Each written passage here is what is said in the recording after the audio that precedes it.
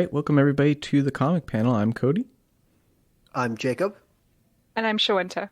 and today we are discussing Delicious in Dungeon, also known as Dungeon Meshi, volumes 1 through 5, uh, written and art by Ryōko Kui. So, Shawenta, we actually covered volumes 1 and 2 on the show before, sans Jake here.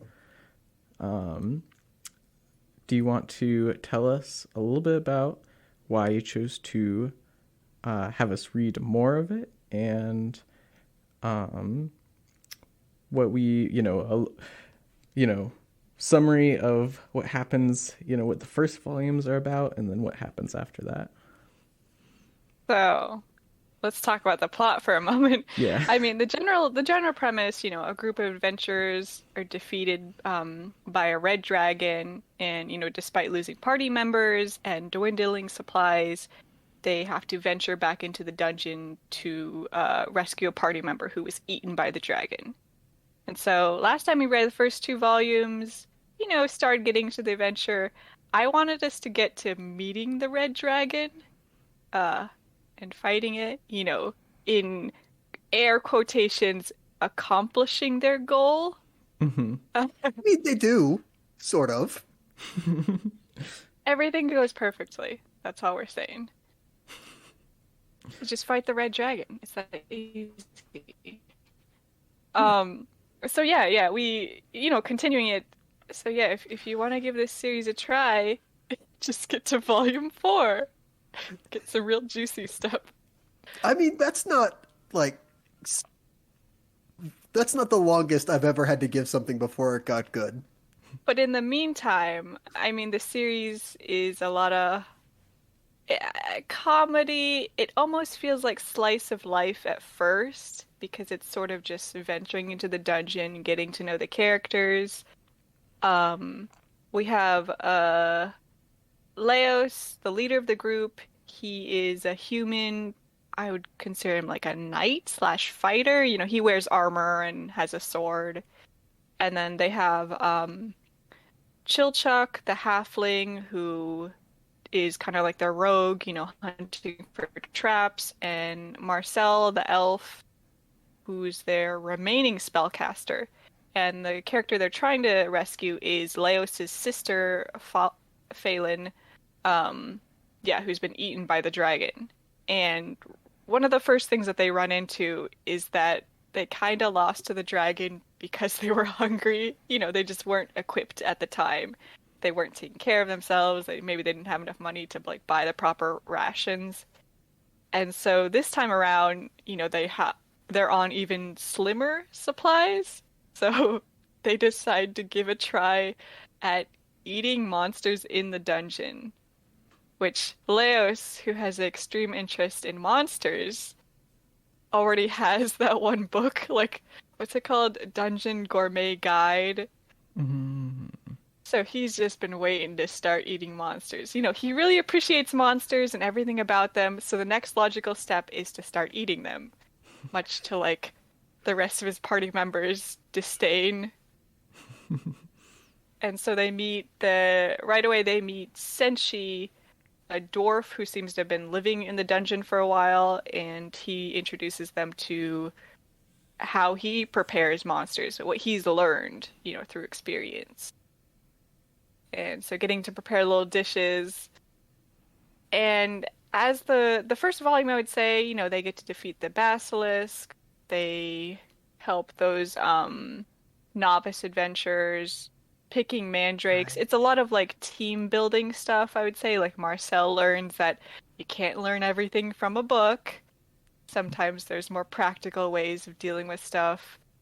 Senshi learning to trust like Chilchuck's ability to find like traps, Mm. but also just using that to like tempura fry stuff with the oil trap.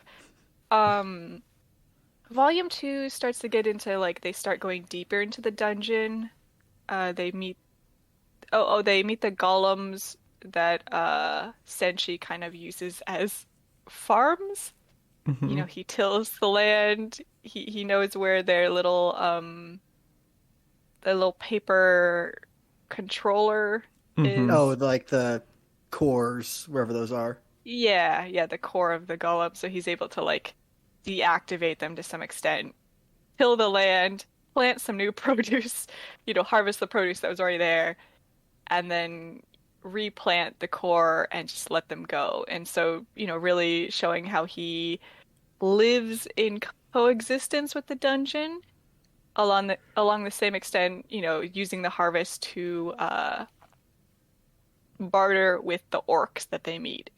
So, the orcs are typically kind of antagonistic to humans in like other dungeon adventure parties. I mean, they don't get along because of like their long history of fighting. Yeah. With, they felt that they've been driven from the surface. Other people are like, oh, we had to drive you from the surface because you're so violent. Which one starts what? Yeah. Oh yeah. So it starts to introduce like some side groups, like Kabru and his gang, which are also adventurers. They have a spellcaster, they have a kobold, a halfling, and kind of how they're less well equipped, I would say.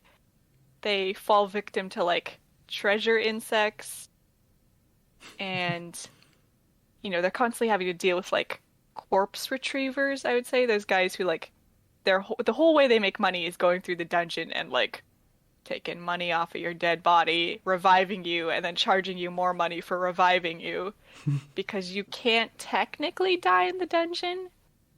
Of course there's special rules, but for some reason when you die in the dungeon you can be revived.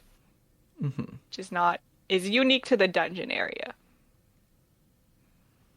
Oh yeah, they have the section, I think Laios, they're like hung. I skipped over it, but they did have. They encountered the living armor. That was at the end of the first volume. Oh yeah, that was. Yeah, weird. I mean, it's the first volume. Discovering that they're like, I don't understand how the armor moves. It's not really possessed, and it comes out it's like a mollusk type creature that lives in between the like paneling. It's like a hermit crab. Yeah, and then Laios gets his special cool sword, which is totally not suspicious at all, that can sense other monsters. No. That he totally keeps a secret from everybody else in the group. But yeah, there's continued character building, like Senshi and the Kelpie, where, yeah, I mean, also Marcel convincing Senshi to like wash his beard for once in his life. Oh yeah, because I guess just being dirty is anti-magic, which is a weird It's sort of just so world-building dense. touch, but It's almost, I mean, I would say it's so dense, it's almost like, are you enchanting like the dirt in his beard and it doesn't even reach him? okay, yeah, I guess that makes more sense. I feel like.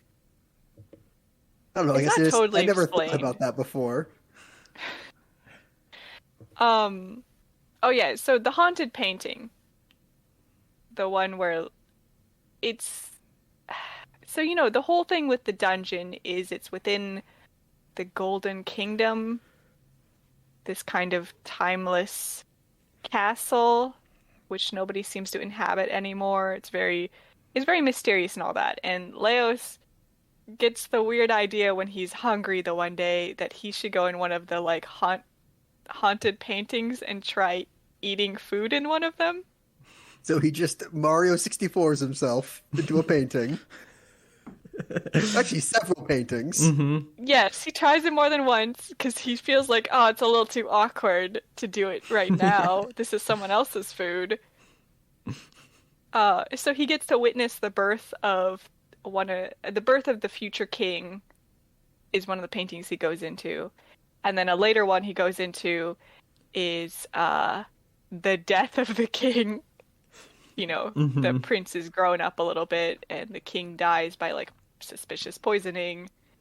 And then, of course, I think the third painting he goes into is the coronation of that prince into the king. And he finally gets to eat, but then he also gets, he manages to anger an elf within the painting who seems, an elf who I would say is said to be the court magician. Yeah, he's like, he was present in the other paintings and I guess was interacting with Laios. But then at the very end, it's like, oh, these aren't, you kind of learned they're not like three different, like, they're all like different points in time, but they were all connected. Yeah, and a reoccurring character being the elf who seems to remember that Laios has been in all the other scenes and is suspicious of him. And pretty much like almost explodes the painting and like Laios is like kicked out. And he's like, oh man, I got to eat so much, but I'm still hungry. It's almost like it was an illusion. Like, yeah. I think volume 3 is, well, also Kabru and them die again, don't they? Well, yeah, because the first time they die because of treasure bugs. Yes. And then Laios and his party happen upon them. It's like, oh, yep, they got by treasure bugs, so we'll take them off. We'll cast a prayer over them so they don't turn into zombies, but we'll leave them be. We don't have time to mess around with them. They wake up, oh man, somebody stole our treasure. This sucks. We gotta find them, these guys who stole our treasure. So we go down the floor. People. We go down to where the merfolk are. It's like, all right, they should be around here somewhere. Let's try to figure it out. Oh no, we got again. This time by merfolk? Or was it? Yeah, it was merfolk, wasn't it? Yeah. So got by merfolk again. Laios and the party find them again. This time steal their food because it just like it all spilled out of their packs. And then it's like, well, okay, these guys look kind of familiar. Don't know why though. Let's drag them onto dry land so their water walk doesn't, so they don't drown. That'd suck. And then let's leave again. And then they just wake up again. It's like, man, these same people who stole our jewelry stole our food again. How'd this happen twice? Yeah, they gather up all their grain. Yeah. Laios choosing to sing along with the mermaids, and the mermaids are so upset at that they stop singing to try to lure them to their death. Yeah, Chilchok and Laios discuss the merits of eating a mermaid versus the fish person. Yeah, I don't know what like the actual difference in universe is between a mermaid and the like merfolk. One's a mammal. That's why it has like nipples and whatever and a belly button. And so they have live births versus the other one is I guess yeah, they're closer to like tadpoles and there's like a period in which they look. But like I don't know. I guess it's weird that, like, just because the fish looks like a person, we're not going to eat it. Like, I don't want to agree too much with Laios, because he's kind of nuts about it, but, like, just because it looks like a person doesn't make it more like a person. Yeah. At least I don't think. I will say I didn't have a problem with the merfolk, but then, and we'll get to it later on, but, like, they get the dryad fruit, which is, like, looks like a pumpkin, but with, like, a very realistic face on it, and I'm like, I don't know about that. I don't know. Yeah, at least, like, personally, like, it's more the trappings of society and, like, tool usage where it's like, that's enough for me to not want to eat it. It's too intelligent. Yeah. But that's not what anybody says. It's just like, no, it feels weird. I don't want to eat the merfolk. That's true, yeah. They don't really give Well, any they good decide reasons. to just, like, harvest the kelp or whatever. Oh, yeah, except for their hair. Eating their hair is fine. It's not hair, it's kelp that decides to grow there. Yes, you're right. It's not really hair, We but happen to get some fish eggs along with it, though. we're not going to talk about it, so it's going to be fine. We're not going to discuss it. Then they fight the Kraken. That whole thing.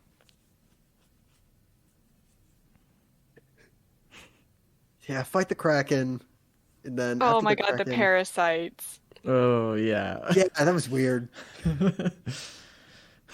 He's like, I tried it raw. I'm sure it's fine. Wait, the parasites have parasites. Which I guess was that because Marseille said that this is just like a big version of like a squid or an octopus, which you can eat raw, I guess. Yeah. Or like she has had prepared raw before. Is And that you why can eat he thought anything you could raw. just eat a raw parasite? Yes. I mean, okay, like it's not a matter Because of it's a delicacy. yes, you can just eat anything raw. That's not what I mean. No, I know. I know that. I said that. Oh, okay. You can technically eat anything raw. Okay.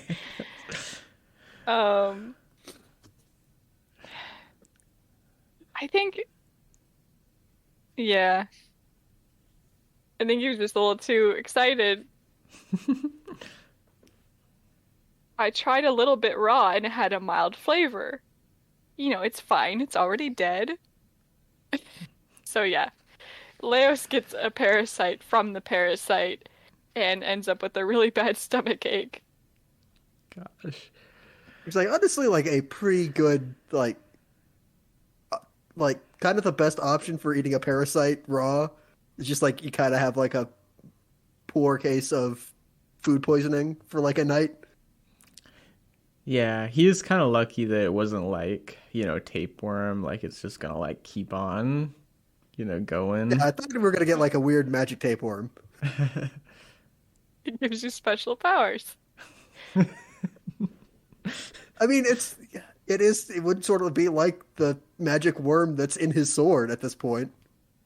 Okay, so we get to learn a little bit about, in the meantime, while Laios is sleeping off that food poisoning, we do get to hear about Marcel and Phelan, Laios' sister. They both went to Magic Academy and kind of them becoming friends. I do love Isn't Marcel telling the story? And of course everybody's like, did everybody really say you were the best student to have ever existed in the academy? That's right. It's like, no, I was an honor student. But yeah, her being a really talented person, very by the book, as she's been shown, versus Phelan, who is very instinctual and more hands-on, both of them kind of swapping knowledge and becoming friends. And from there, I think, oh yeah, Marcel upsetting the Undyne with boiling water. Oh yeah, I mean, yeah, I guess this is where like the only problem I have with like the magic of this world is because this is where they start talking about like, oh no, I'm out of mana, I can't do spells now because I'm out of mana. Just like, how do you get more? Like, how much does each of these spells that you've been doing cost? Why does it matter now all of a sudden what your Where's mana your little number is? mana potion, right? I mean, of course, the solution being, as always with this story, eating. Mm-hmm. Just gotta eat something with enough mana in it. And they get to, while they're trying to help Marcel recover her mana now, Laios and then Marcel, they get to meet one of their old party members who left after fighting the Red Dragon the last time, Namari. She's a dwarf who her father's a weapons merchant. I'm pretty sure that's why she knows so much about weapons in general. Mm-hmm. And she meets with them because she's helping a gnome couple research elven runes, I think, in the area. Mm-hmm. So they're trying to discover what the elves have to do with the castle and all that. Yeah, I think more specifically the secret to immortality. Well, they believe in the end, the secret to immortality is down here, because it's so weird the fact that people can't die Mm-hmm. dealing with monsters. Tentacles with vinegar. Oh yeah, the Um, tentaclus, yeah. like weird monsters. Like, but barely monsters though. They're just kind of like just vines that are poison or spit fire, or will just kind of grab you, I guess. Are those the ones at the giant frog part? Or does that No. come later? That No, comes they're later. before that. Okay. Well, they're introduced Although they before might that, be but yes, they similar. are like it's the same like class of monster, I guess. I think it's a subspecies kind of thing. Okay. It's like the man-eating plants, where it's like they're not actually all man-eating plants, but Mm. they're all classified as man-eating plants. Okay. Okay. Yeah, so I do. So yeah, the next section being the tentacles. I like that. Yeah, so the whole area of the dungeon being, there's lots of traps and lots of inner workings in the wall, and so like invasive creatures like these tentacus um just snake their way in there and become traps. Even worse traps, I guess. Yeah. Something that they don't mention, but it seemed like was kind of implied was just that, like, also it does seem like sometimes they also gum up traps. Because, like, at one point, Chilchuk, he's, like, trying to trigger a trap specifically. And then it's like, come on, why isn't it going? Yeah. He's yanking on it, yanking on it. It takes a little bit. Mm-hmm. But through the process of dealing with the dumb frog, they realize that the frog's skin and what it secretes is like immune to the paralyzing venom or whatever that's in the tentacles. Mm-hmm. So they basically skin the hide of the frog and use it to make frog suits. It was very great. Yeah.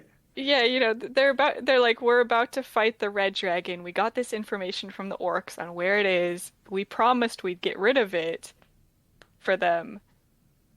And oh, we got these frog suits on. They're getting kind of stuck to our clothes. Oh yeah, because there was no time to let it dry properly. So it's gonna ruin all of our clothes. Yeah. I mean, also, like, it does kind of seem like if they let it dry properly, that also might have made it less effective at the same time. So, Yeah.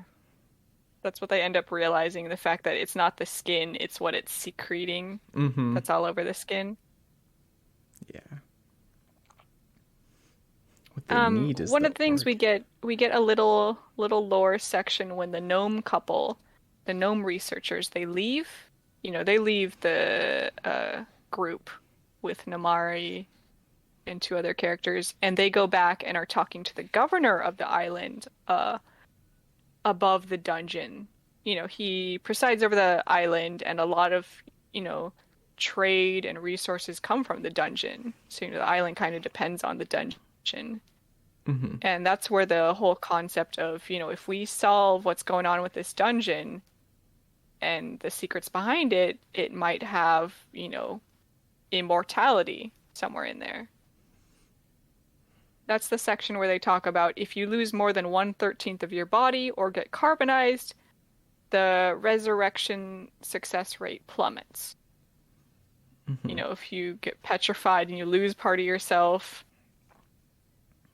or get possessed by ghosts, it can be really hard to, like, get yourself back to normal. Oh yeah, Mm-hmm. and if multiple things get petrified and like then shattered, don't mix up the pieces because then it gets like way harder. Yeah. And they also, I can't remember what causes this, but there's the potential to, like, get your spirit and your soul mixed up, or your spirit Oh, and no, your no, that's personality. because that's the possession thing. Oh, okay.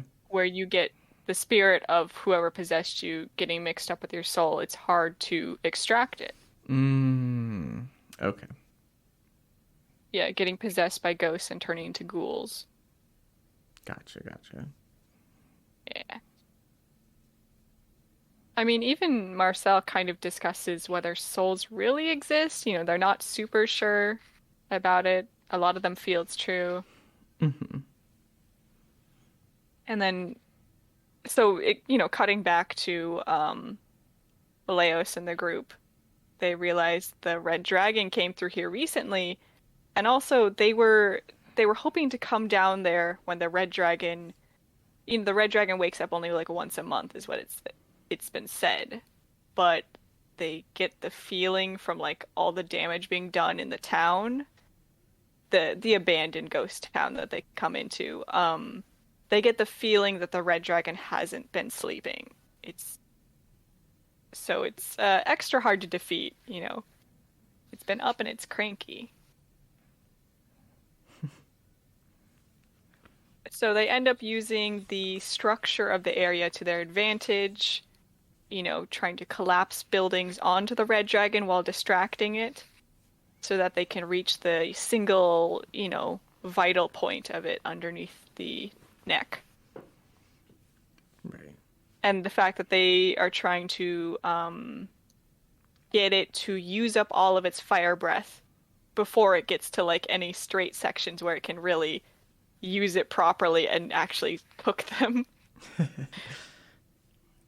Oh yeah, and also they use Senshi's pot because apparently it's like a really good material that originally was a shield, but he like remolded it to be a pot and a lid.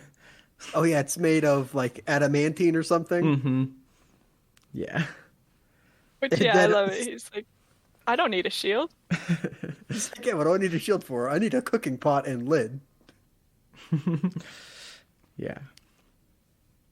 But then they use it and like basically they kind of misunderstood now because the name isn't in front of Namari. me. Namari, yeah, they misunderstood her because she was just saying that it should be, good for going up against the red dragon, but they interpreted that to mean, oh, we can use this against the fire breath, which in a way, true, but it heats up while they're holding it, and so they just drop the shield, basically. It's like, why would Namari do this to us? Yeah. Namari said it blocked all dragon attacks. She did not say that. Yeah. It's like, that's not what I said. Also the fact that it's like a cooking pot, so like of course it would want to spread the heat evenly. It's like I thought it would reflect it. So yeah, they're having a little bit of trouble, it doesn't really use up all the flame, even though they get to the section where they need to explode the building onto it, crush it. I mean, as much as you can crush a dragon. Unfortunately, it's just not enough. The dragon's like, whatever, and like kicks the rubble off of itself and is looking for them, who are very close by, them being Laios, Chilchuk, and Senshi, and they have to pretty much play dead. Yeah. Laios trying to use his sword, his secret special sword, and it basically jumping away. Yeah, it's like, don't involve me in this. He's like, wait, that's true. It's pretty much a monster sword. It has its own feelings. And they end up, their final weapon having to be is it myth? Yeah, the mithril, not the mithril sword. Cooking knife. The mithril cooking knife. Which Laios' whole thing being he gets up high. Yeah, okay. Chilchuk stabbing the dragon in the eye, which makes it have a weak point now. It won't see you if you're coming from a certain angle. Laios gets up high so that he can basically jump onto it on the section it can't see, it's pretty pissed off.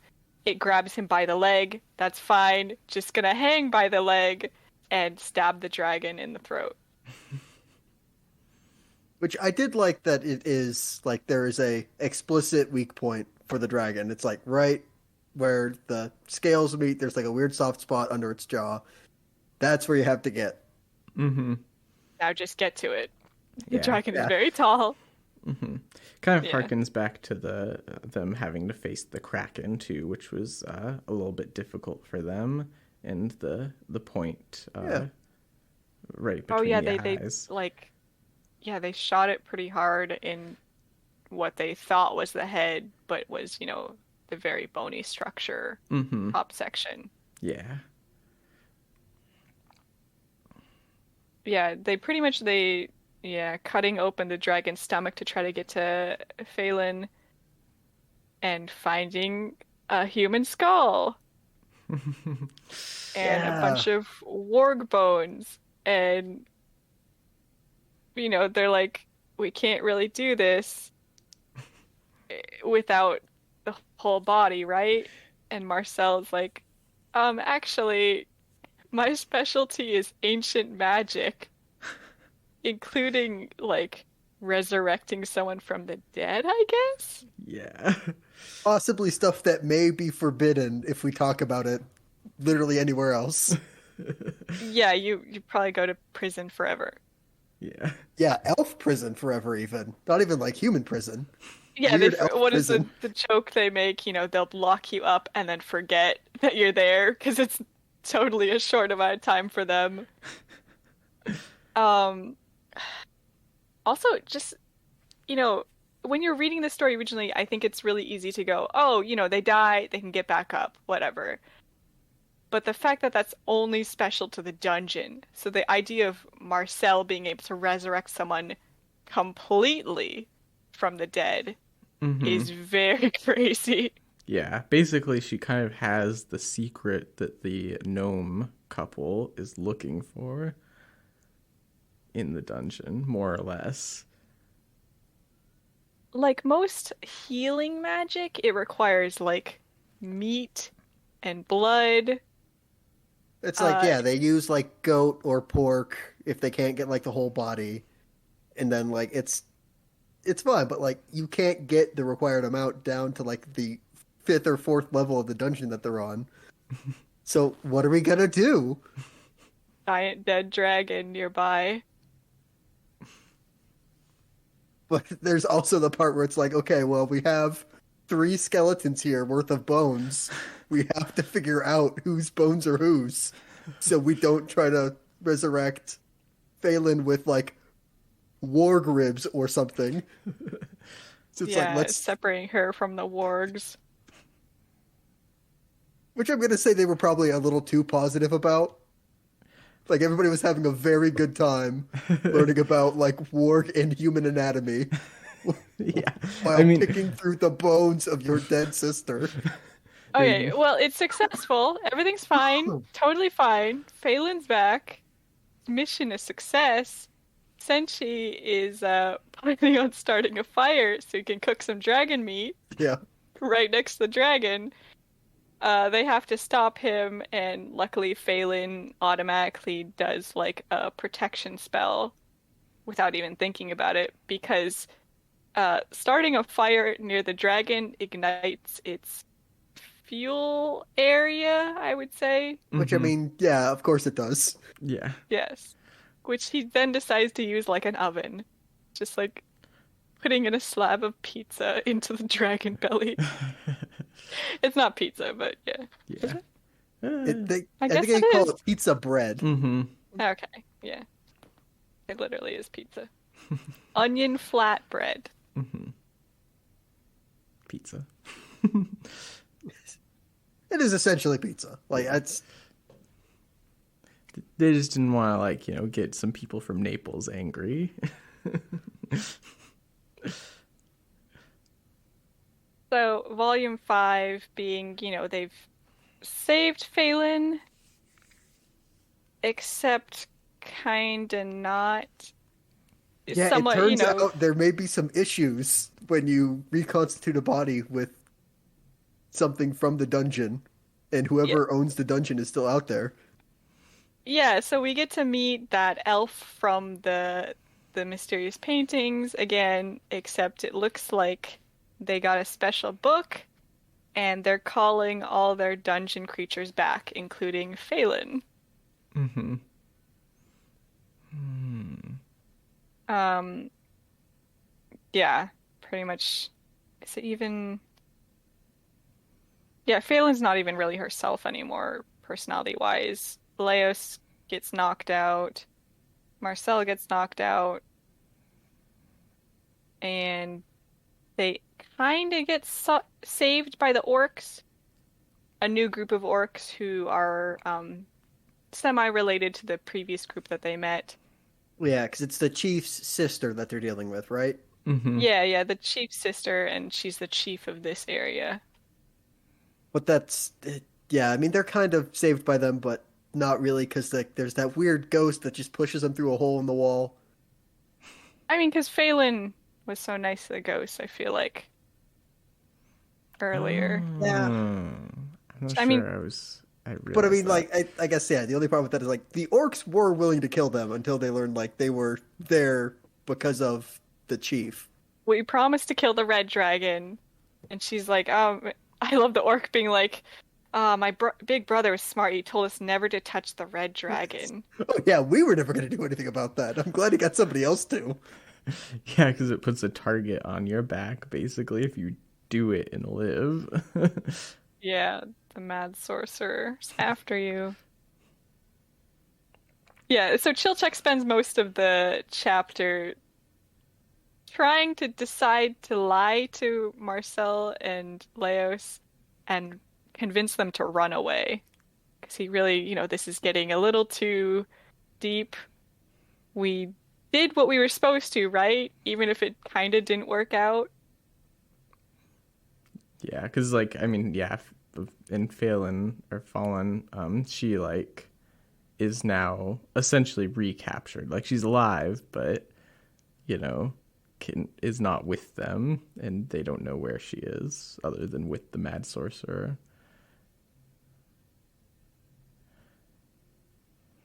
In the end, I think the orc kind of convinces Chilchuk if he's having these concerns about, whether they're going to be able to make it any further, should just be honest instead of trying to like manipulate his friends into giving up. It's like, yeah, if you really trust these people and, like being with them, you don't have to lie. You could just talk to them.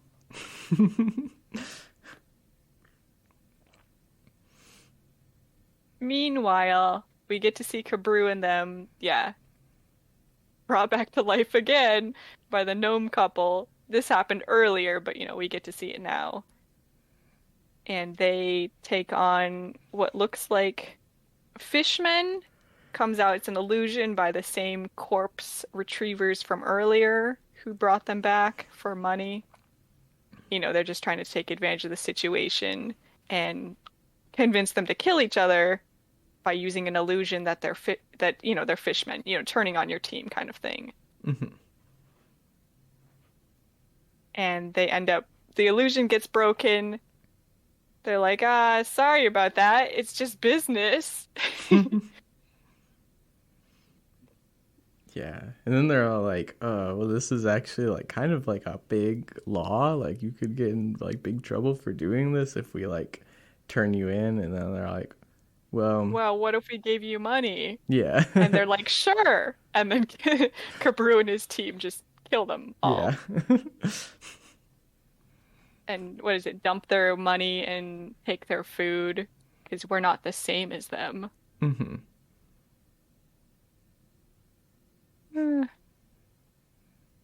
I think that's, Kabru eventually realizing who is probably been taking, who they've been chasing after, who took their food, took their money, according to their perception. He realizes it's Laos's group who he's heard about. He's like, oh, they've been having a lot of trouble. Mm-hmm. We really should meet them. I want to see what they're made of and whether they can, like, take on the dungeon. You know, being very cynical, of course, Kabru is like, they totally can't. Mm-hmm. I would say, yeah, the last section, oh, finally getting to meet another one of the party members who left Laios's party when Phelan died originally. Whose name is... It's Suryu, isn't it? Yeah, Yeah. something like that. It It's turns spelled out a he's little like funny, yeah. a prince from a foreign land, Japan, who travels with a bunch of just samurai women. Retainers. They're retainers. I guess They they're all not all happen to be samurai. ladies. One of them's There's like a weird oni with horns and a big club. And one of them's like his weird not mom who just cooked for him all the time. Oh, you're getting into stuff that I didn't catch. well, they're just like, you know, he's noble. He's a nobleman Mm-hmm. from his area, and so he has a lot of bodyguards and a lot of staff who are there to take care of him because he's very important. Gotcha. Meanwhile, he's, you know, searching after Phelan on his own because he's like, oh, Laios in that group, those guys totally can't do it. You know, I'm in love with Phelan. She's so great. I'll be the one to save her. He's not arrogant because I'm making him sound arrogant. He's self-confident, possibly to a... Maybe, arrogance close to the right word. Sort of It's a like to the weird point kind where of he's depressed dismissive dude, of others. but also He's just like he looks so like sleep starved. Yeah. Then they deal with the Marcel and the gang deal with the dryads, recovering mana, and teaching Laios how to do magic. The beginning of it, you know, doing healing magic. Because things are gonna get a lot more tough. Oh, they deal with the cockatrice, where Marcel has to learn how to do basically what they did with the basilisk, make herself look very big. And unfortunately ends up getting petrified. But it's fine because they use her as a pickling weight. And just venturing further into the dungeon. Yeah. Well, I guess I'll say that later. But yeah, go ahead. Yeah. Yeah. That's a fun part, though. Tried to keep it brief. It is 5 volumes, though. Right. Yeah. Yeah, there's limit to how brief you can be unless you just say like, yep, here's their goal. They kind of did it, except no, they didn't. And they learned to cook along the way. Yeah. It was about the dishes we made along the way.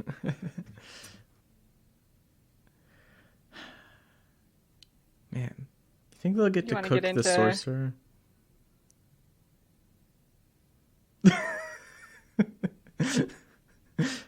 Yes, I would like to get into the parts we liked. Okay. I'll say I definitely like this book a lot more than I thought I would based on because I missed the first show. And so just like I had to hear your guys' summary of it where it's just like it's just a weird like dungeon thing about cooking and I'm like, that sounds weird. I don't know if I'd like that very much. Sounds then, a like, little silly. Actually reading it, I'm like, okay, this is the exact amount of like goofy like kind of recognizing the goofy logic of some of the high fantasy like D&D stuff, which is like stuff is kind of dumb, and it recognizes that stuff is kind of dumb, and is willing to put that kind of dumb stuff in here. It's like, wow, I'm glad somebody is recognizing it and not treating it like it's super serious. Mm-hmm. Yeah, I like that about it too, you know, but also like, you know, like really tightrope walking that line, you know, because it's like it doesn't treat it super serious, but it also like makes it make sense in the world too, where it's like, oh, okay, this thing that didn't really have like a good explanation, it's like it kind of makes some sense. Like, I mean, like, you know, part of like the flashback with uh at the Magic Academy and like learning about like dungeon making and stuff like that. That was pretty cool, you know, just like, and it made sense in the world. Yeah, I guess, I mean, it still has heart as well. It's not all goofs. Mm-hmm. Like when it tries to take something seriously, I'm not just like, oh, why am I going to take this seriously? Because, you know, 2 pages ago, we had a goof about, you know, not wanting to eat mer people for some reason. It's like, why don't you want to eat mer people? I don't get it. It's like, no, it makes sense, sort of. And it's still, like, I'm still willing to take it seriously because it's earnest in a way. Yeah.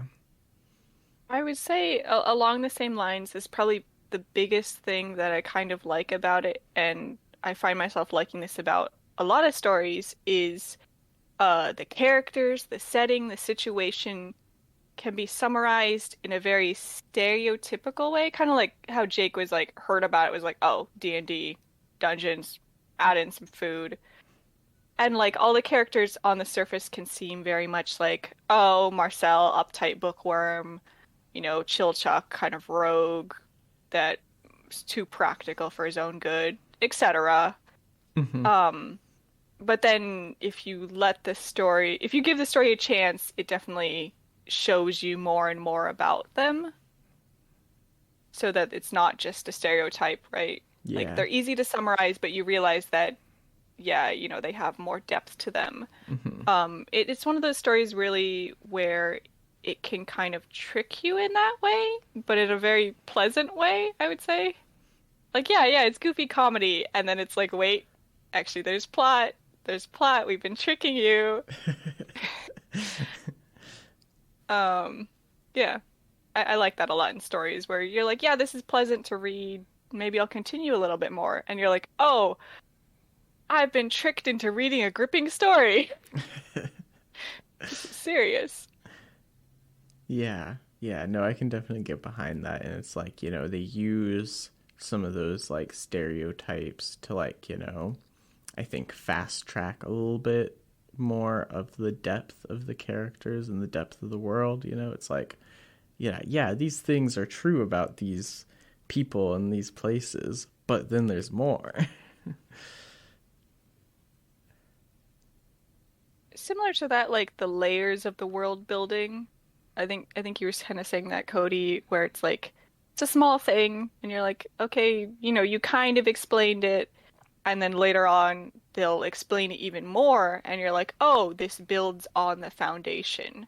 Mm-hmm. It looked really simple, and it gets a little bit more complex because there's more depth to it. Um, yeah, just in general, also the slow buildup of the theme of food. Mm-hmm. I think. Um, so yeah, I mean, I did end up reading more than 5 volumes, perhaps 13 volumes, Oof. double. So I will say, you know, I really appreciate it's like there's scenes towards the end of the story because this story is pretty close to ending. Uh, there's scenes towards the beginning of the story where characters say things and it's like, oh, this is the foundation of the story, and it just came off as like them just talking for a moment, you know, their personality. It felt very organically introduced.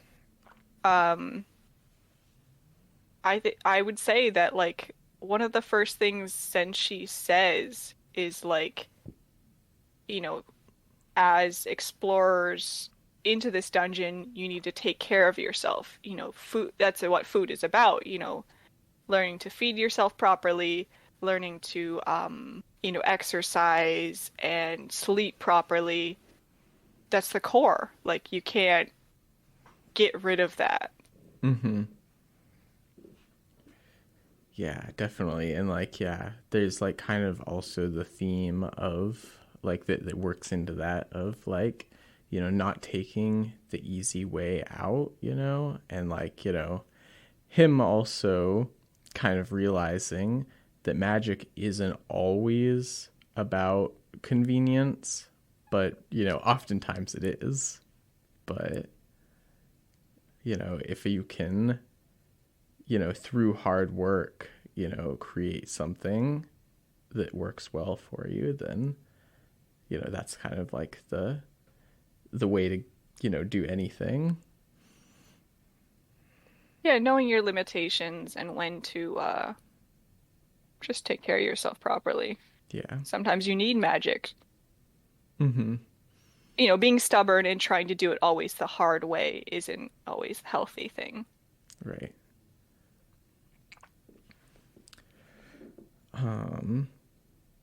I would say also kind of similar getting into that where like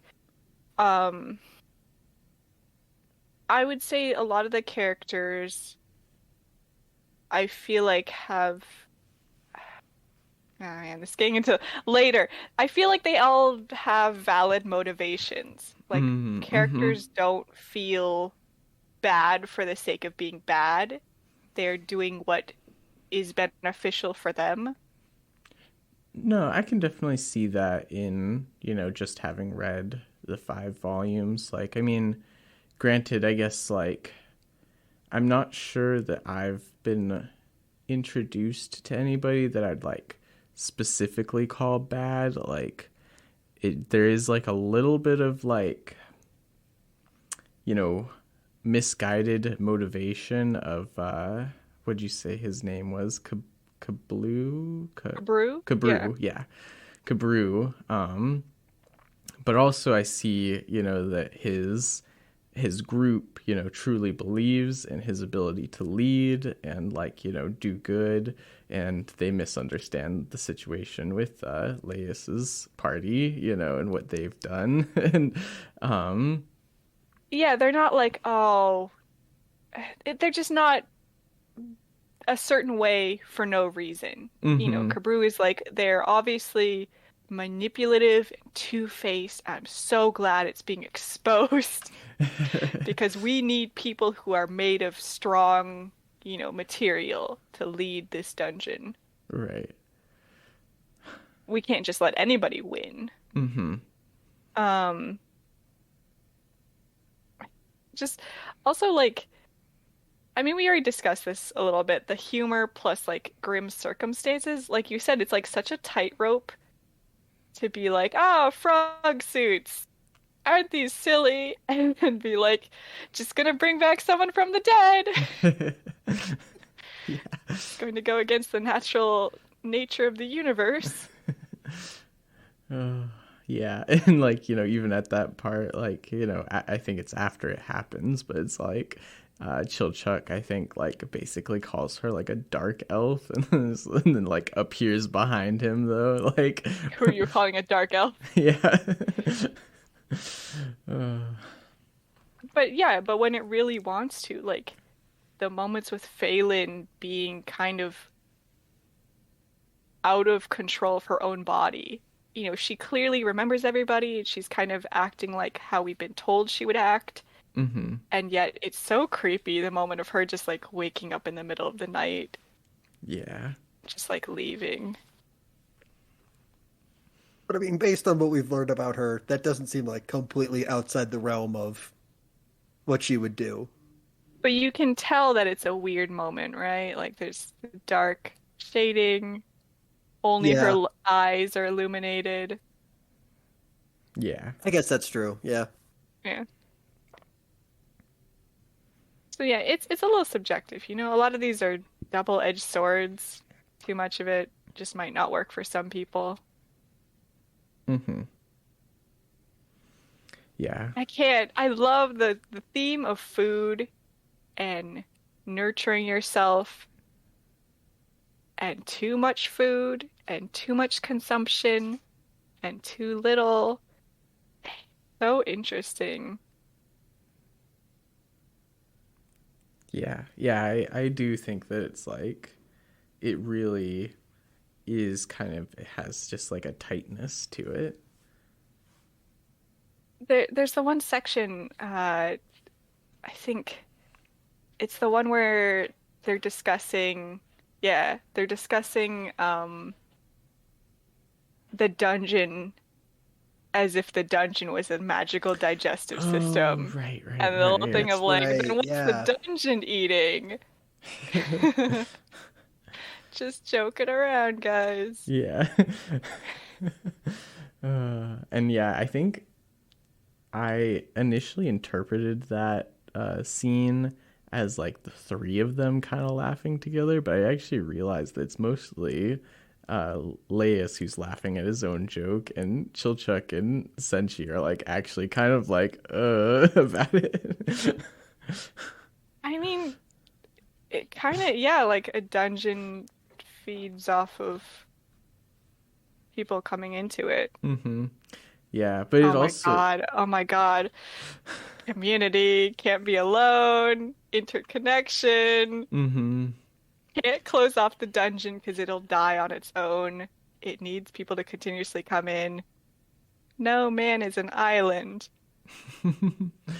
Yeah, but also it's interesting too because like right before that, because they kind of are saying, well, the monsters are kind of like an immune response, but then it's like, basically they're like, who you calling germs, and so it's like, Yeah, what are they well, fighting off? Us? yeah. And then so it's kind of like, wait, so okay, yeah, are they the food or are they the germs, or both? Like, And then also the whole thing of like greed. I think one of the main concerns they have at this point is like, oh, um, people are getting kind of greedy. They just constantly strip the dungeon and then leave, sell it off, and then try to do it again. And it's not like, you know, if you do it too much, it's not a naturally restoring resource mm-hmm. unless you do it properly and all that. Yeah, and that comes up a lot of times, but also I remember specifically like Laios like picking the mandrake flower buds and then or were those Oh, the or dryads. Yeah. dryads, yeah, I said mandrake. Yeah, the dryad flower buds and then him being like, don't take too many, It's like, yep, you gotta keep the ecosystem in balance, which like, yeah, and again that calls back to when they were I think they were talking about like exploding all the fish, yeah, because Oh, yeah. the blade fish were attacking them. Yeah, if you kill too many, there won't be enough for the natural ecosystem to, the natural food chain.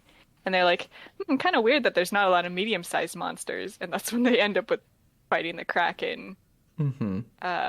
which turned out was like overfeeding and, causing less medium-sized monsters, which caused even more small monsters. Mm-hmm. And that part where Senshi admits, oh, I guess we kind of are part of the ecosystem too. Like somebody has to take down the Kraken. Yeah. I think as far as like specific characters, like obviously I really like Marcel. Mm-hmm. I mean, I like all of them obviously, but I don't know, there's just something Marcel definitely gets a lot of time to develop, especially since she has like she's been friends with Phelan and she knows so much about the outside world, I guess I would say. Mm-hmm. I mean, It's yeah, she definitely feels like she's the impetus by which a lot of other characters open up. oh yeah, I guess she Like, is. She's like a little pushy too, isn't she? She's like bothering like Chilchuck. if she wasn't there, like Laios, Chilchuck, and Senshi would just like sit in silence and talk about cooking all day. There's that one scene where what is it? Is it Marcel just like it's after the dragon, right? And Marcel's still recovering. And like Chilchuck's admitted that how scared he is about them continuing the adventure. And like Senshi, Chilchuck, and Laios are just hugging next to like Marcel's like not dead body, but she's just obviously they're having a moment and she's just not part of it. Yeah, but I was gonna say too, yeah, I definitely agree about her like kind of like, bringing them, like, just kind of being like, yeah, a lot of the conversation starter as far that's like outside of cooking stuff. I feel like Chilchuck would probably just like kind of be out of it, but yeah, she is kind of like a little bit like the glue for them a bit. Not to say that like a lot of the other characters, they have their own good like one-on-one interactions for sure. Yeah. Yeah. I mean, in particular, I think I like Senshi and Chilchuck. Both. They're like, I mean, kind of two sides of the spectrum, like just like Senshi is kind of just like, doesn't really like he cares about what he cares about, but like doesn't really care about what other people think, I guess, and then Chilchuck like kind of does, and he cares about like, what what the world is like, I guess, and societal rules and all of that stuff.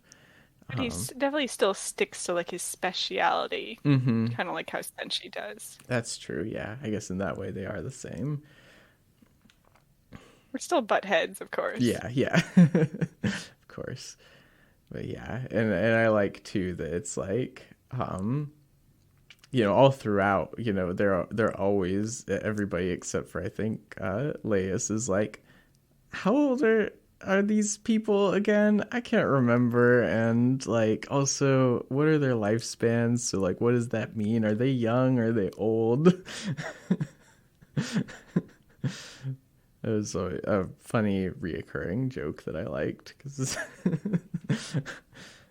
just like I also liked like with Chilchuck that one moment. This is another kind of thing where they sprinkled in some world building where they're learning magic, right? Mm-hmm. And Marcel's like, "Why don't you learn magic, Chilchuck? Instead of being scared of something you don't understand." What is it he says? He's like, "Oh, I apologize. A lot of my fellow halflings have found artifacts associated with the dark arts. They're kidnapped by elves. I was never blessed with the opportunity to learn magic for myself." Obviously there's a long history there. Yeah. For a lot of them. And like when Marcel like butts heads with the orcs. Mm-hmm. That whole section where the whole thing that comes up with like orcs got driven back, persecuted, but they were pillaging villages. They weren't even able to like, they were starving. So like obviously they do it. Where's the source? Chicken and the egg. Yeah.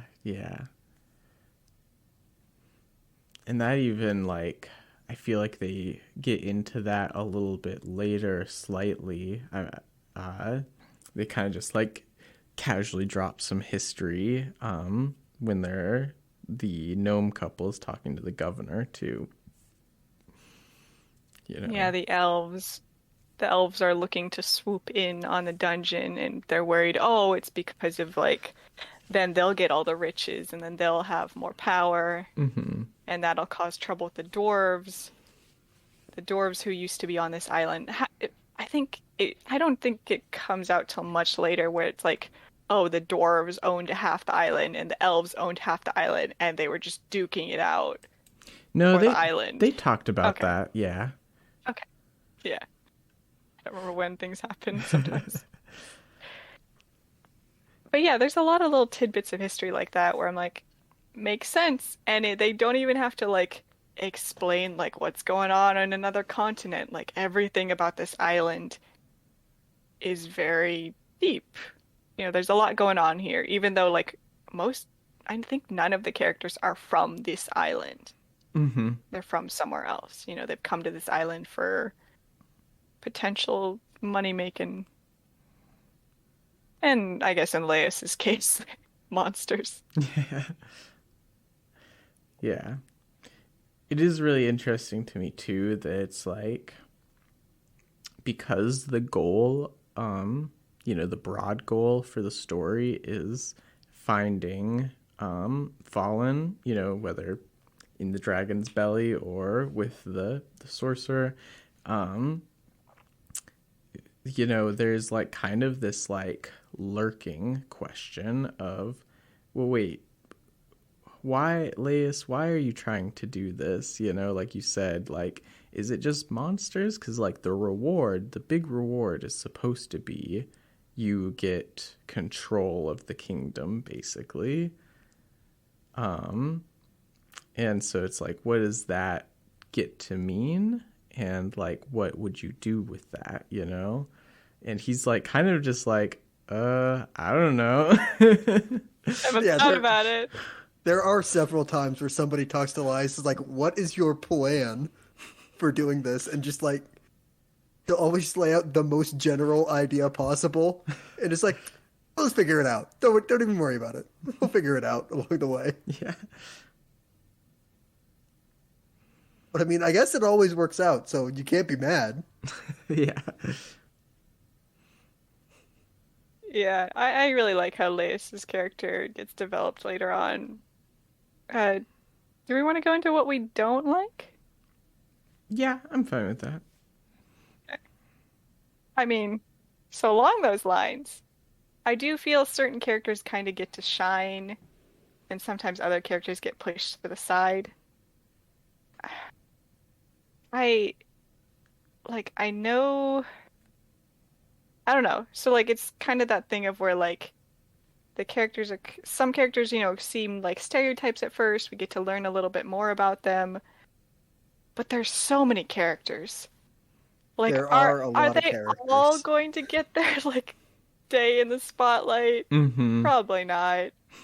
That's fine, but also it feels a little misleading. Some characters have gotten some time in the spotlight already, and I'm like, I don't think I get to see you much at all after this. Mm-hmm. Like, I mean, it makes the world feel very full, but also, yeah, is it a missed opportunity? Sometimes it feels a little bit misleading. I'll say one more while I'm on a roll. Go for it. Which is also kind of similar. So, I mean, you said the opposite of this, Cody, where you're like, it's very tight. Like, you get the feeling about, like, the deeper stuff there. When I first read this, maybe I'm just naive. I just was like, I kind of felt like certain things were just written as it went, pacing-wise.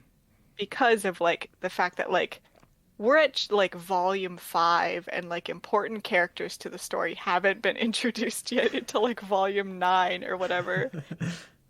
It's like I don't know. Also, it could be, is it considered like an arc then? This is the Red Dragon arc. It's finished. Don't worry about it. Next arc? I would agree with that, having only read, that part. Plus, I mean, yeah, does the Red Dragon arc, if you are going to call that the end of Volume 4, or is Volume 5 part of that?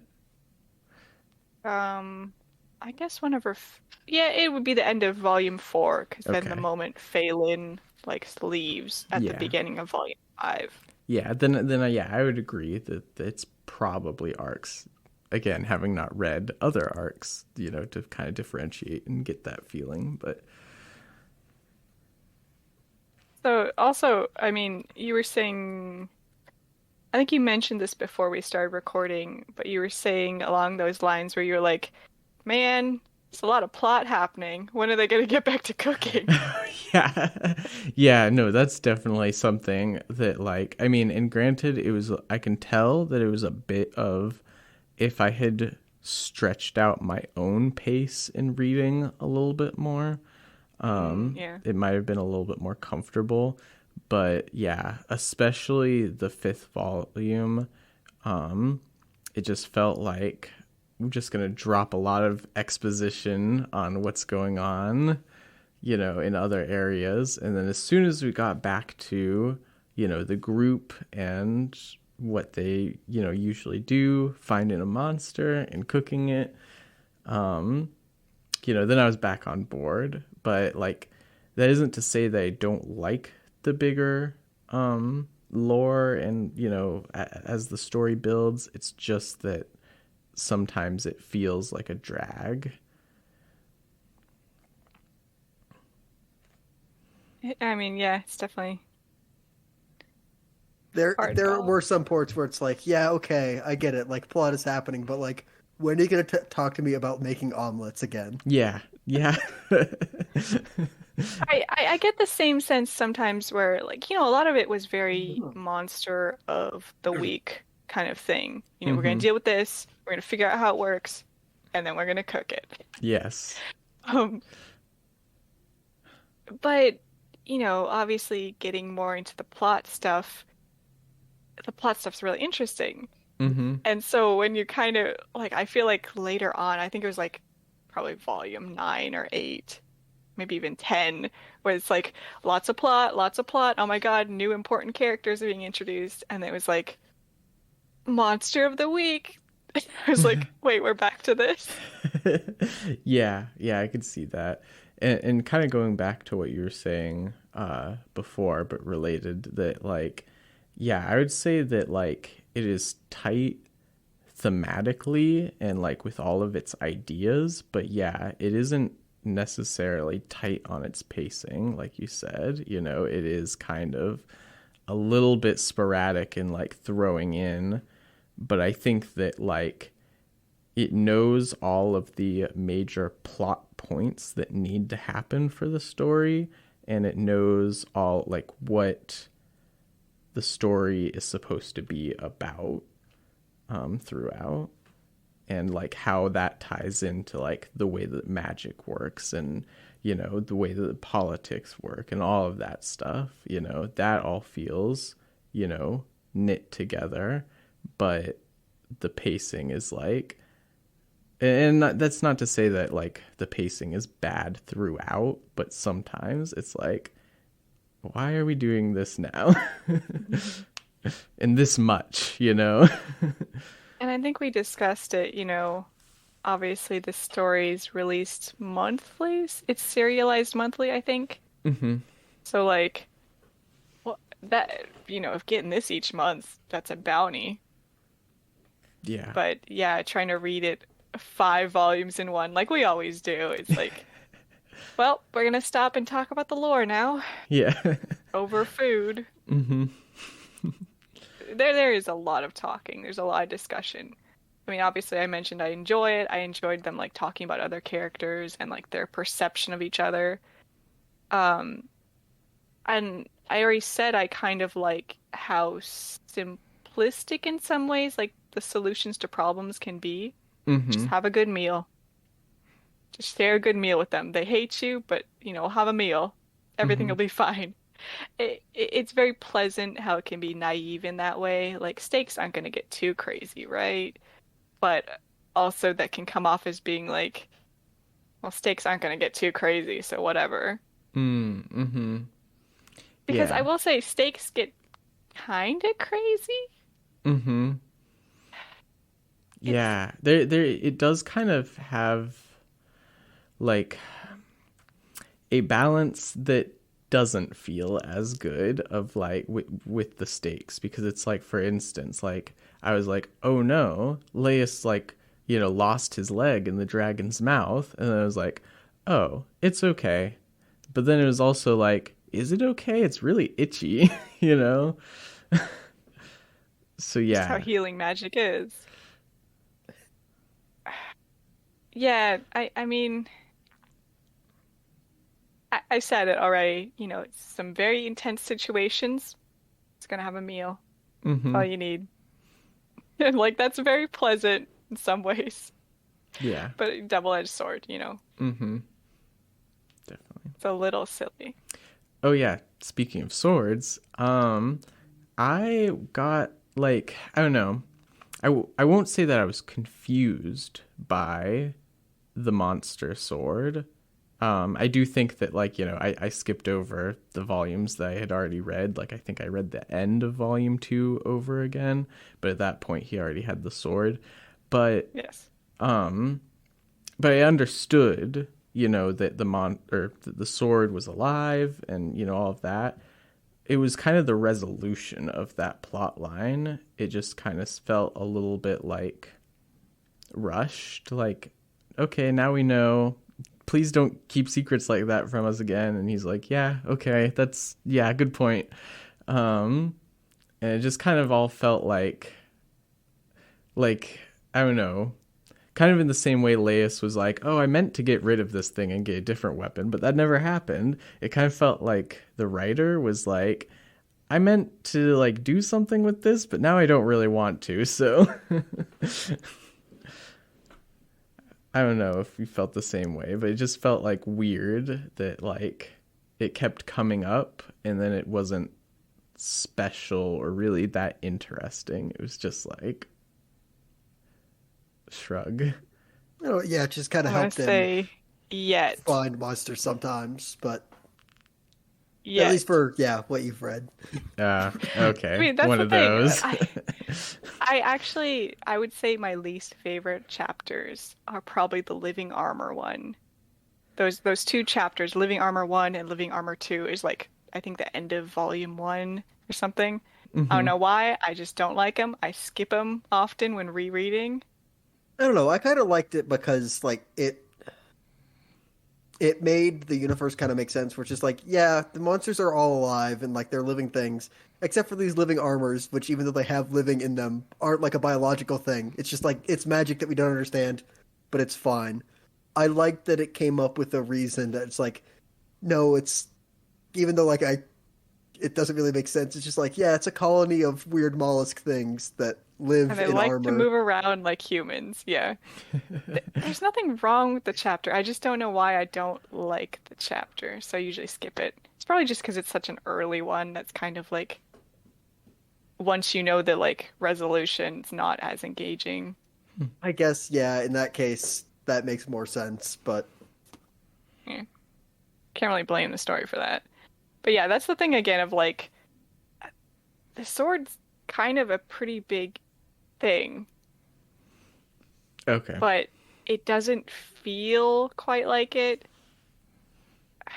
So I feel like some of the foreshadowing is kind of messed up because like some of the things they face later are like universe bending, which doesn't feel like that's possible yet, you know? Mm. I feel like there should be more hints at it. I don't know how. I can't write this. But if I had to pick something, I guess, you know, stop tricking me so much into reading more plot. Right. So yeah, which way do I want it? Trick me or don't? Being a little nitpicky there. Yeah.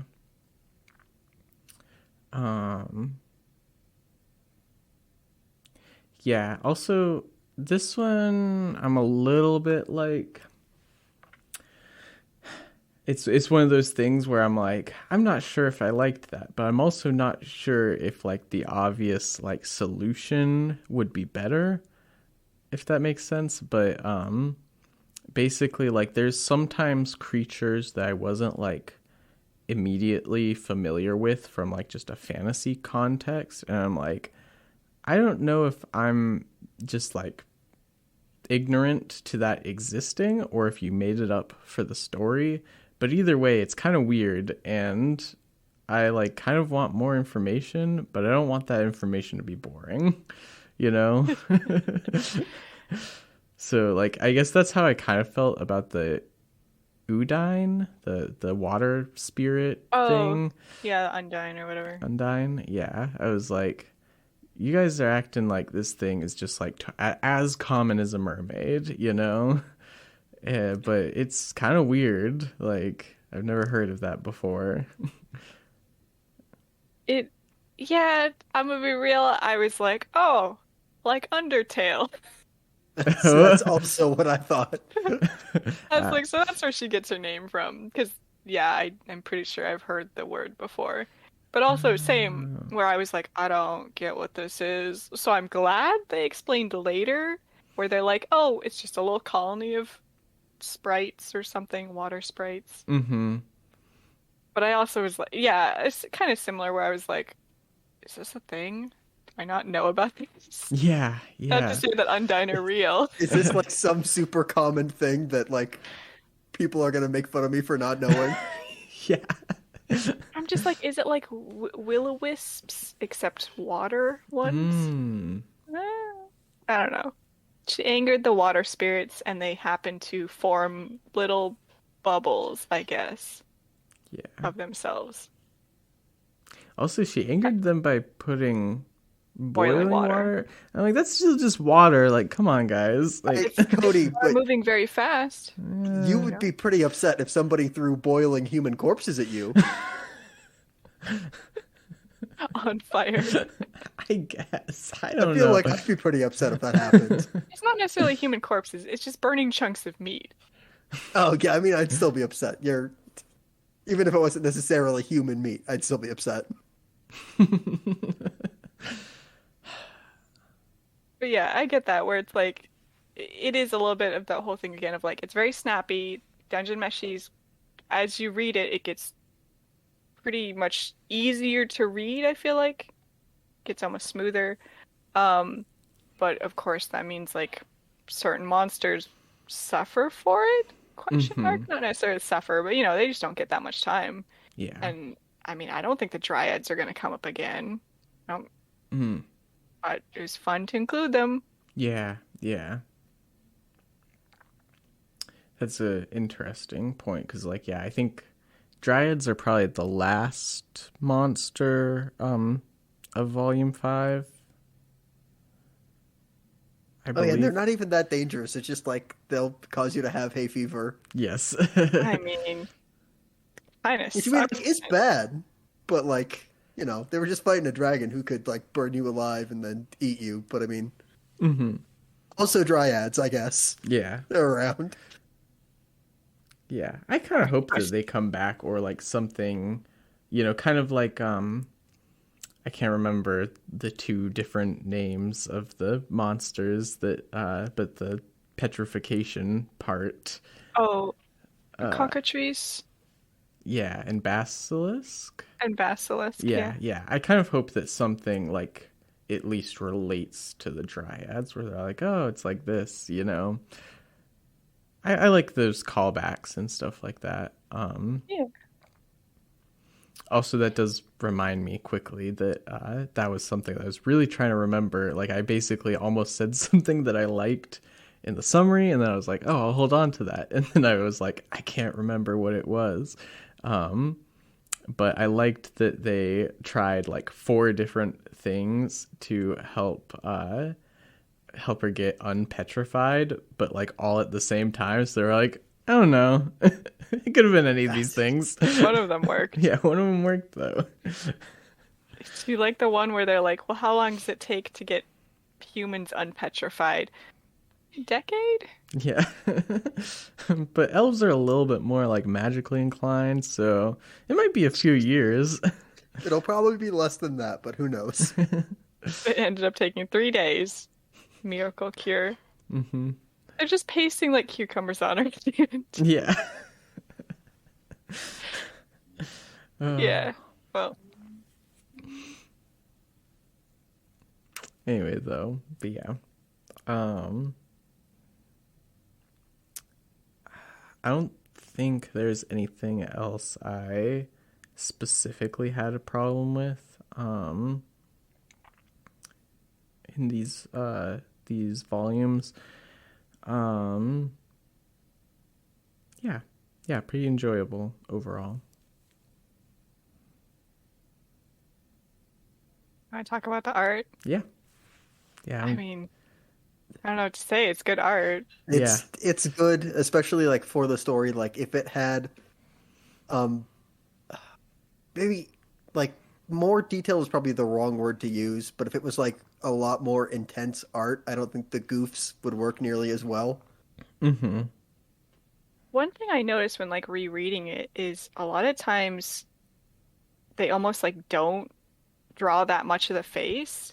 Like they don't have to. They don't draw a ton of the background. They have a lot of like talking head portions, and they're kind of smart in how sometimes you just don't need anything else.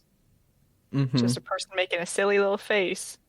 But then, yeah, being able to very quickly switch over to like intense scenes. The scene like where they're gonna be crushed between those two walls. Like that was really fun layout where they're pretty much, you know, I think Marcel has her hands against the wall. They're trying to keep it open, and it's almost like the panels of the page. It's closing in on them. Yes. Yeah. I like That that was too. scary. Yeah. I also liked, as far as the art, like, I don't think that they're like, reinventing the wheel. It's like, it is pretty like standard practice, but like done well. Like some of the uses of like shading and like screen tone and stuff like that, it all just looks really nice and works well. It's almost typical, but it's done in such a way where it's pleasant, simple when it needs to be, for Mm-hmm. sure. Yeah. I would say I like the visual cues between the different races. Mm-hmm. I also think that there's like a certain level of detail given to the recipe card panels. Like each time that the dish is revealed and gives all of the ingredients and such. Yeah, they really don't have to do that, but it is really fun when they do. Yeah. And I just like, I'm looking at the cockatrice and egg on cake, and it's like, those look good, It's like, it's what you would take the picture for the cookbook of, I mean, I do enjoy when we're reading something. It's like, oh yeah, this is the part that the author cared about the most. Yeah. When they were writing it. I can't believe the dryads, they're like cutting up the buds or whatever. Okay, I guess it's not an onion, but it literally just looks like an onion with like cheese on top. But I'm still like, oh, that looks good. Mm-hmm.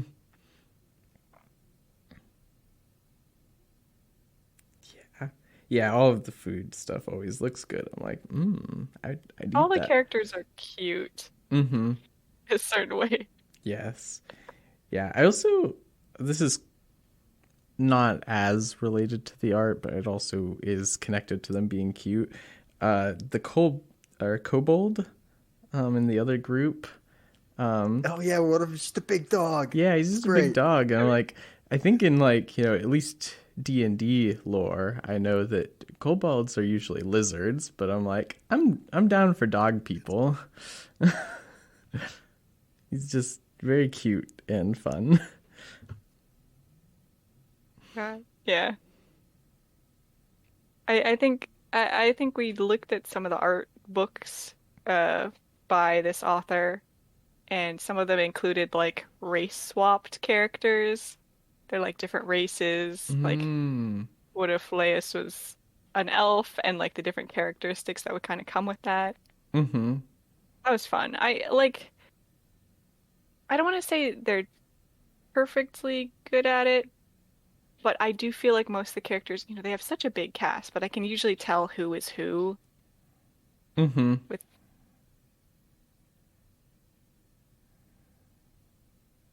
so being able to handle that big of a cast and keep them all distinct enough. Yeah. I'd also say that good action too. Like I was never like, what is going on? Oh yeah, the fighting scenes are good. Yeah. Yeah.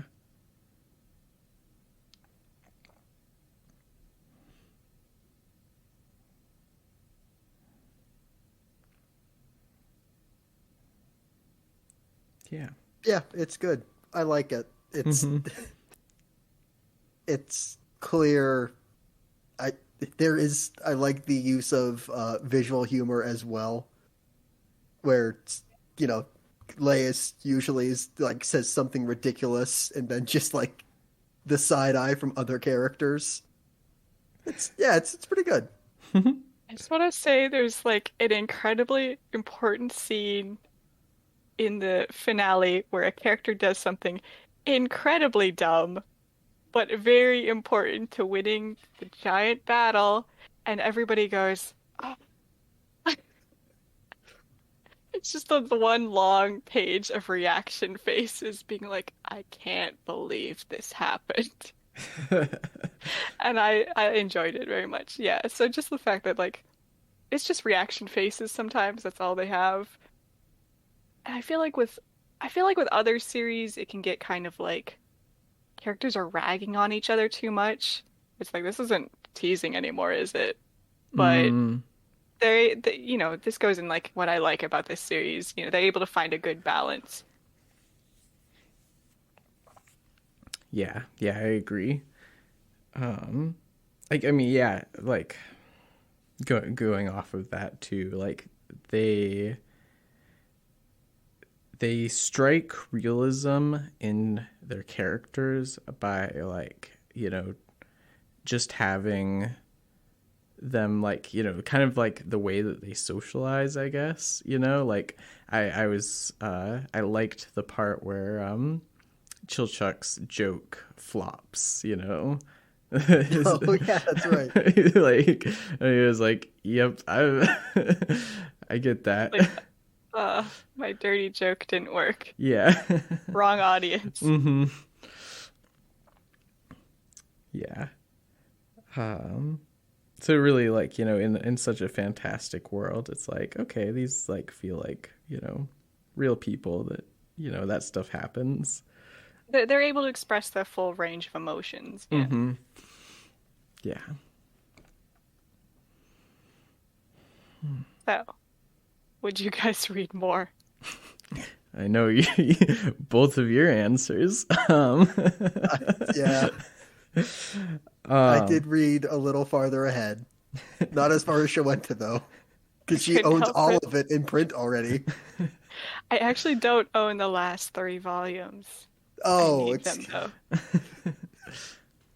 Yeah. Also, side question to that, do you know, because you said that's almost finished, do you know if they've released like how many before it is officially finished, or just like almost?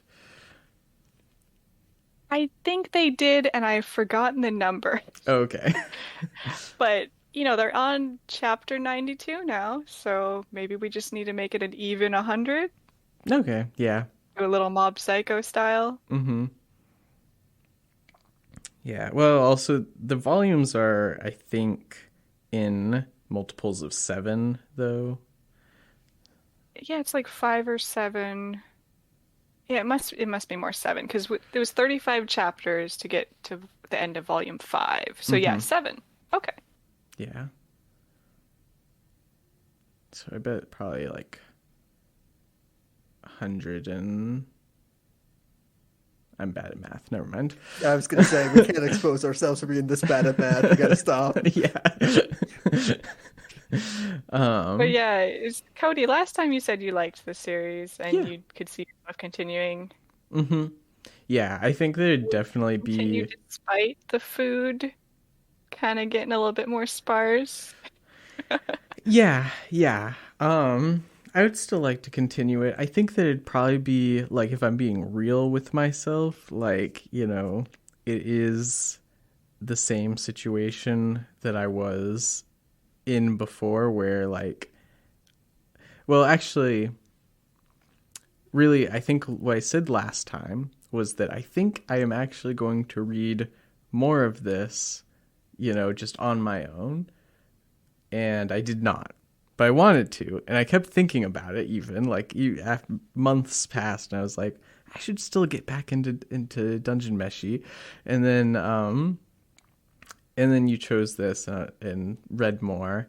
Now I'm kind of like, I would certainly read more, and I expect to enjoy it if somehow we read even more for the show.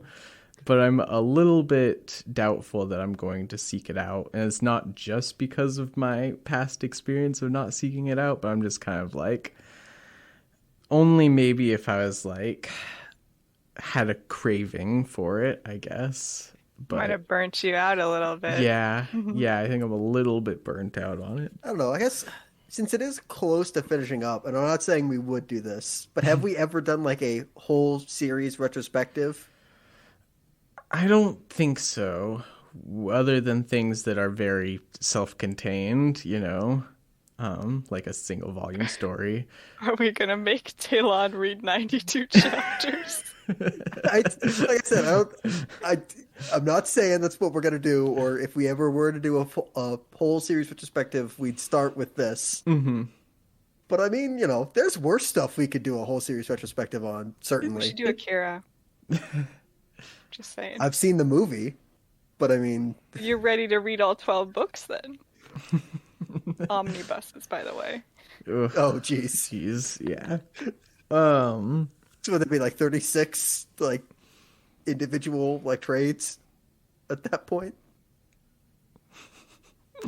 Probably something like that. I don't know. Yeah. I mean, literally, I think... No, we can't get into Akira. This is about Dungeon Meshi and how I love it a lot. I don't know if the anime is going to be quite what I want. I feel like they're going to, they spoiled something that happens in volume 6 in the trailer for the anime. So, I don't know. I feel like they're going to cut out a lot of stuff that Do I need to see them animated? Probably not. But also, it's just going to feel weird. Yeah. Yeah, I can see that. I feel like there's quite a bit of restructuring that could happen in this story for an animated adaptation. I wouldn't want anything to be gone, but I feel like, there could easily be a little bit of even a monster montage, I don't know. As long as they don't skimp out on the food, mm-hmm. then I mean, I think we'll be all right. Yeah. They're drawing some pretty gorgeous food for it. Mm-hmm. Yeah. I'm excited to check that anime out though, because like I said, I do really enjoy the story. In conclusion, I am excited to own all of Dungeon Meshi when it finishes. Hey, compared to Naruto or whatever, I'm just gonna have 14, 15 volumes maybe at most. Yeah. I was gonna say, yeah, this isn't 700 chapters, so you know what? You're doing all right. Yeah. Hitched my horse to the right one. Vinland Saga, on the other hand, 500 pages per book. Yeah. Oof. Oh man. Oh. But you didn't finish, Jake. You read more. Did you reach a point where you were eh? I don't know. I definitely got to a point where if you had us read it, I would be way more man, the plot in this sometimes where we'll just all right, buckle in. We're going to do plot for 6 chapters. Darn them. Get back to the food. It's I just want to see somebody grill. Let me get back to grilling. Yes. My God, he can grill. So yeah, they're kind of losing their roots. Too much lore. Who cares about that? Yeah, I want a cooking manga. I guess, yeah, I didn't even think about that. Man, I kind of flipped on cooking manga. If other cooking manga or cooking anime is like this, maybe I'm down for it. I'm just saying, if I ever make us read Iron Walk Jan, I mean, everybody's going to think I'm crazy. So. But yeah, cooking manga, pretty good. Yeah. Read Dungeon Meshi. Do it. Mm-hmm. Do it. Do it. All right. I think that's all that we have for the show. This has been the Comic Panel. I'm Cody. I'm Jacob. And I'm Shawenta. Thanks for listening, and we'll see you next time. Thank you for listening. If you like this episode, be sure to subscribe to our podcast on Apple Music, Spotify, or Podbean. You can support this podcast by sharing it with anyone you know and by rating and reviewing our podcast. You can also reach out to us with any thoughts you have on the things we talk about on Twitter at TheComicPanel1 and on Instagram and Facebook at TheComicPanel. We appreciate your feedback and look forward to sharing many more comic thoughts with you. Have a blessed day.